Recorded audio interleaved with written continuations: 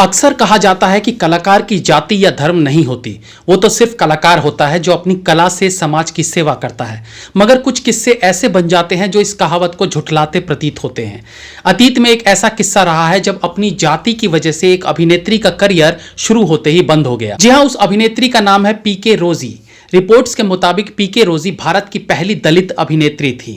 फिल्मी पर्दे पर उनका आना कुछ लोगों को इतना अखर गया कि उन्होंने पीके रोजी का घर ही जला दिया। खौफ खाई पीके रोजी दूसरी फिल्म करने की हिम्मत ही नहीं कर पाई और अभिनय से तौबा कर बैठी।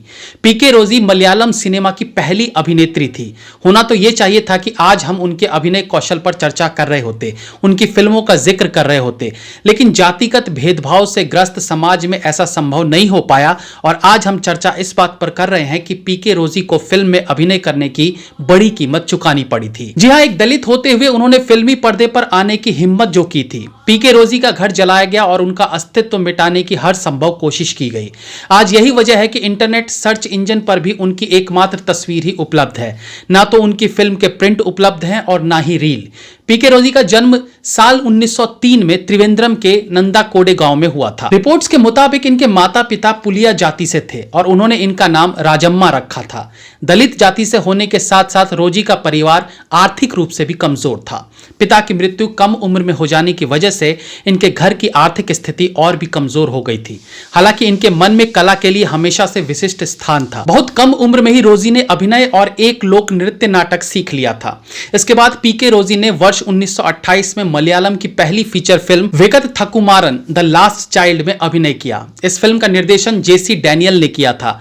रिपोर्ट्स के मुताबिक इस फिल्म में दलित महिला पीके रोजी ने सरोजनी नामक एक ऊंची जाति की नायर महिला का रोल अदा किया था। पहली फिल्म में किया गया किरदार ही पीके रोजी के लिए मुसीबत बन गया। लोगों ने इसका जमकर विरोध किया। यह शर्त रखती कि फिल्म के किसी भी इवेंट में पीके रोजी नजर नहीं आएंगी, वरना वो फिल्म का बहिष्कार करेंगे। 7 नवंबर 1928 को कैपिटल थिएटर में जब पीके रोजी की इस फिल्म की स्क्रीनिंग की गई तो खूब प्रदर्शन हुए। रिपोर्ट्स के मुताबिक मलयालम फिल्म जगत के ऊंची जाति के लोगों ने तो इस फिल्म को देखने से ही इनकार कर दिया।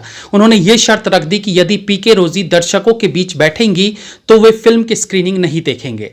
स्क्रीनिंग के वक्त भी खूब तोड़फोड़ की गई। विरोध की आग रोजी के घर तक पहुंच गई और उनका घर आग के हवाले कर दिया गया। इसके बाद पीके रोजी ने केरल ही छोड़ दिया। रिपोर्ट्स के मुताबिक एक लॉरी ड्राइवर की मदद से पीके रोजी अपने गांव से भागकर तमिलनाडु आ गई। बाद में वो लोक थिएटर में काम करने लगी। उन्होंने अपना नाम बदलकर राजम्मा से रोजम्मा कर लिया। रिपोर्ट्स की माने तो बाद के दिनों में उन्होंने खेती करके अपना जीवन बिताया। उनके 2 बच्चे थे, पद्मा और नागप्पन। दोनों बच्चों को कभी यह भनक नहीं लग पाई कि उनकी मां अभिनेत्री रह चुकी हैं। रोजी को लेकर फिल्म बनाने वाले जेसी डैनियल को भी दलित को लेकर फिल्म बनाने का खामियाजा भुगतना पड़ा और उन्होंने अपना पूरा जीवन गरीबी में बिताया। जीवित रहते जिस पीके रोजी को समाज सम्मान नहीं दे सका, उनके इस दुनिया के जाने के बाद उन्हें पहचान मिली। वर्ष 1988 में लेखक वीनू अब्राहम ने जेसी डैनियल और मलयालम सिनेमा जगत की पहली अभिनेत्री पीके रोजी के बारे में एक उपन्यास में लिखा। इसके बाद वर्ष 2013 में कमल द्वारा इसी उपन्यास पर एक सेल्यूलॉइड नामक फिल्म बनाई गई, जिससे ज्यादा लोगों को पीके रोजी के योगदान और उनके संघर्षों के बारे में पता चला। अफसोस कि रोजी को पहचान मिलने से पहले ही वो 1988 में दुनिया को अलविदा कह गई। इसके पहले 27 अप्रैल 1975 को गुमनाम जिंदगी जीते हुए जेसी डैनियल का भी निधन हो गया था। इसी प्रकार की तमाम जानकारी के लिए हमारे साथ जुड़े रहिए।